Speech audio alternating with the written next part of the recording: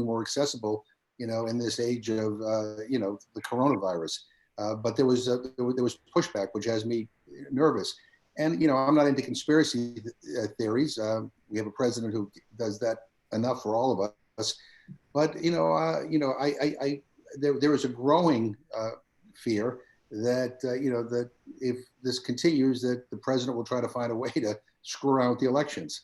And we all know what the Constitution says. We're all, we all adhere to the constitutional principles, but he may not. And then what do you do then? And given the makeup of the courts, I mean, there's lots to be concerned about our democracy, as LaTosha said, and we need to make sure that people can vote and that everybody who's eligible to vote has that right to vote. Our next question is from Lily. Welcome, Lily. Thanks for joining us. Thank you so much. Good evening. My name is Lily Tong, and I am an incoming student at Harvard Kennedy School from Toronto, Canada. LaTosha, I need a ticket to your concert after this. But first of all, I have two questions. So the first one is that given that lockdowns have proven to be effective in China, what are the factors preventing municipalities from enacting a lockdown to contain the spread? And the second one is, how does the short-term economic loss during a lockdown measure up to the long-term economic paralysis resulting from prolonged lack of drastic measures? Well, Congressman, can we ask you to take that in terms of kind of working with so many elected officials, I'm sure, in your district? How are you observing them? Well, I mean, one is that some states have taken greater measures than others. Look, here's what we need to do, and that goes for governors, presidents, congresspeople, you name it, everybody. We got to listen to the scientists. We got to listen to the best medical advice. And we ought to look at what's working in other parts of the world.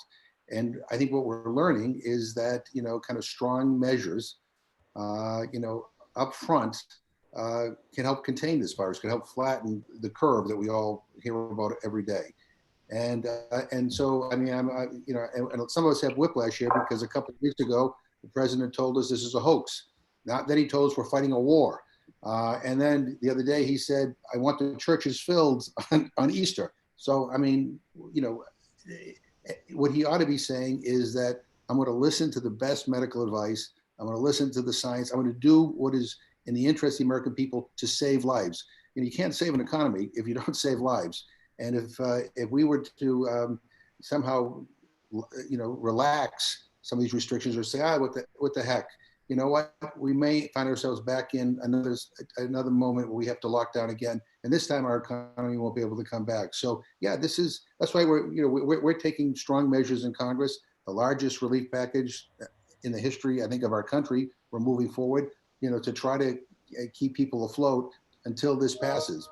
But we need to listen to the science, and local and governors, by the way, they can decide what they want for their states. It'd be nice if we had a president that would do that and work in conjunction with our governors, but we don't have that luxury right now.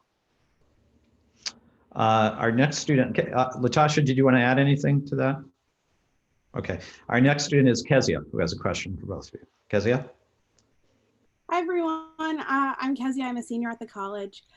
My question is hopefully going to sort of end on a positive note. I'd love to hear what you think is going really well in the political process, and maybe share some bright spots that you're seeing or hoping for out of this.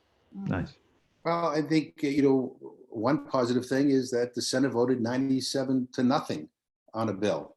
You can't get 97 senators to agree on what to have for lunch, and yet they came together and voted for, quite frankly, whether you're a Democrat or Republican, an imperfect product. I mean, for me, it doesn't go as far as it should go. It doesn't devote enough resources to the most vulnerable in our country. For Republicans, it goes too far in a lot of areas. So, but I think people know the urgency of this moment and know we don't have a lot of time to screw around. So people came together. The other thing I'm going to tell you that I see the goodness in the American people.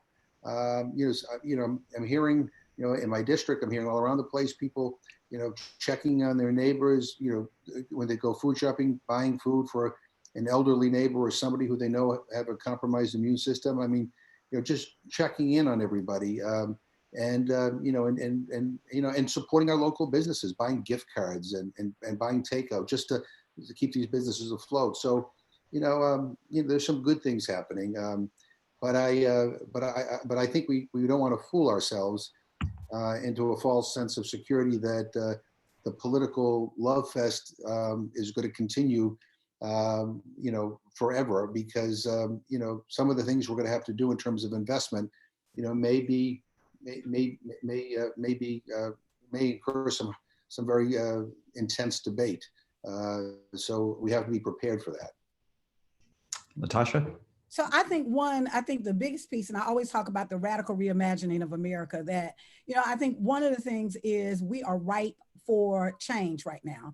Change doesn't happen until the pain of staying the same becomes greater than the pain of changing. And so I say that because I think in this particular moment, I'm hoping that this health crisis allow us to really examine that if 32 million people are not without health insurance, that we realize how interdependent we are as human beings, that the health of somebody else actually impacts the health of us, right?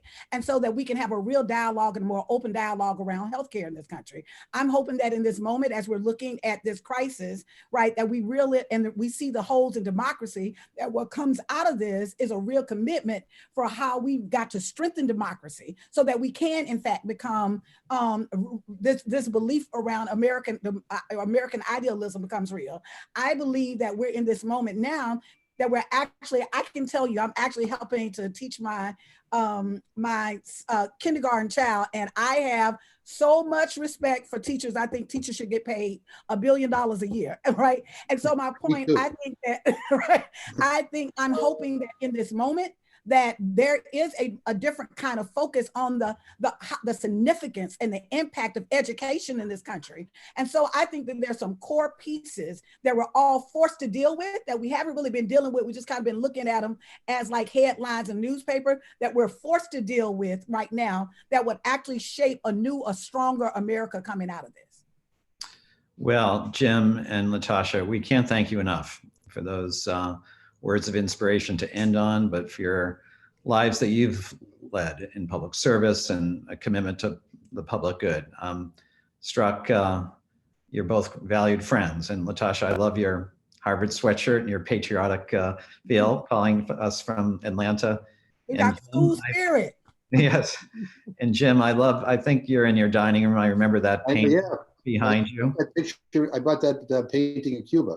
I remember. But I wish I could sing like LaTosha. I would open up with the song, but if I did, everybody would tune out. That's but I just say one thing about what LaTosha said. I think is very, very important. I mean, this is a moment where people have to take this democracy seriously, where people really need to be engaged.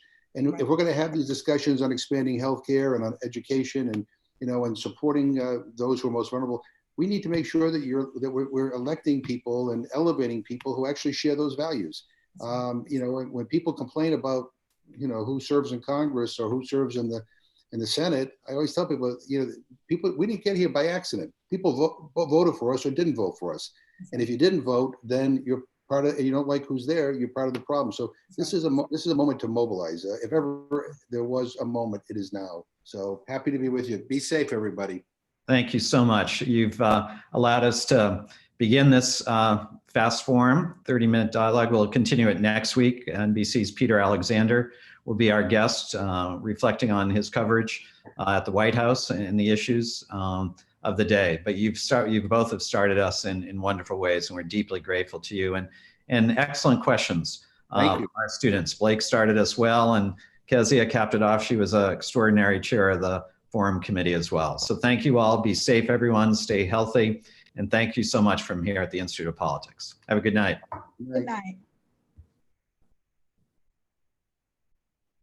Okay.